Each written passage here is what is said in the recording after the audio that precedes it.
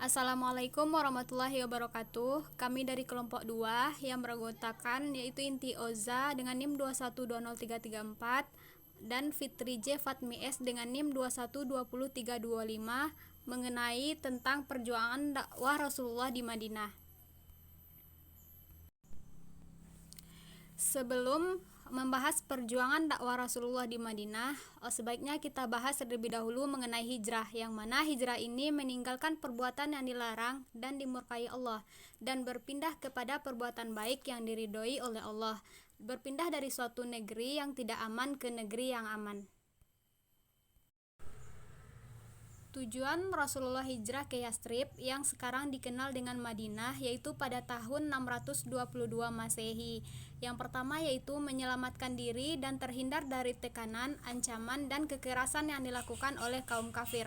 Yang kedua, agar memperoleh keamanan dan kebebasan dalam berdakwah serta beribadah, sehingga meningkatkan usaha berjihad di jalan Allah untuk menegakkan dan meninggikan ajaran Islam. Selanjutnya yaitu dakwah Rasulullah di Madinah yaitu selama 10 tahun, yang mana ajaran-ajaran Islam tentang masalah sosial seperti sholat, puasa, zakat, dan muamalah. Selanjutnya objek dakwah Rasulullah. Yang pertama, orang-orang yang sudah masuk Islam dari kalangan kaum muhajirin dan ansor. Yang kedua, orang-orang musyrik Madinah yang tidak mau beriman dan orang-orang Yahudi yang tinggal di Madinah. Para penduduk yang tinggal di luar kota Madinah, baik yang termasuk bangsa Arab ataupun bukan bangsa Arab. Tujuan dakwah Rasulullah di Madinah. 1. Islam mengetahui ajaran Islam secara menyeluruh. 2. Belum Islam, mereka bersimpati dan bersedia menerima Islam sebagai agamanya. Strategi dakwah Rasulullah di Madinah: membangun Masjid Nabawi, mempersaudarakan kaum muhajirin dan ansor, perjanjian dengan pihak kaum ansor. Badar. Perang Badar terjadi pada tahun 2 Hijriah atau 264 Masehi. Kaum muslimin berjumlah 313 orang, 14 muslim gugur, 70 kafir tewas, dan 70 menjadi tawanan. Panglima perang kaum kafir tewas, yaitu Abu Jahal, Umayyah bin Khalaf, Utbah bin Rabi'ah, dan Syaibah bin Rabi'ah. Perang Uhud terjadi pada hari Sabtu 15 Syawal 3 Hijriah atau 625 Masehi. Jumlah kaum muslimin terdiri dari 700 orang, kafir 3.000 pasukan unta, 200 pasukan kuda.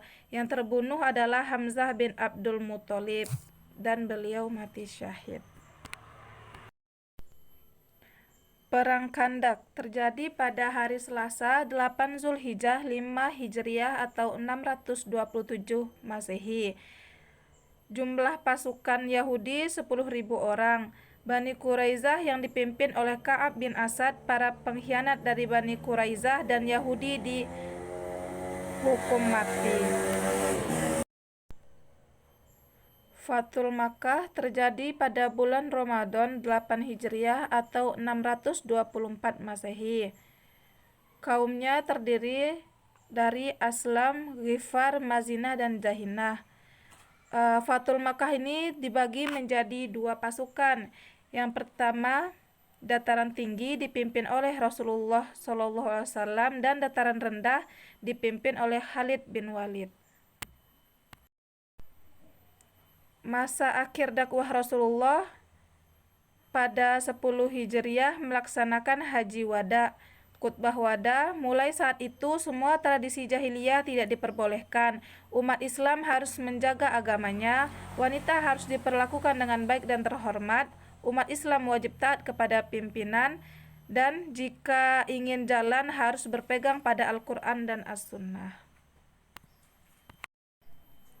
Rasulullah wafat disebabkan karena sakit kepala, demam tinggi, dan beliau meminta Abu Bakar menjadi imam sholat. Rasulullah wafat pada hari Senin 12 Rabiul Awal 11 Hijriah. Beliau wafat di rumah istri beliau, yaitu Aisyah binti Abu Bakar, bersama Fatimah binti Muhammad, yaitu putri dari Rasulullah SAW. Sekian penjelasan dari kelompok kami. Jika ada salahnya kami mohon maaf. Terima kasih. Assalamualaikum warahmatullahi wabarakatuh.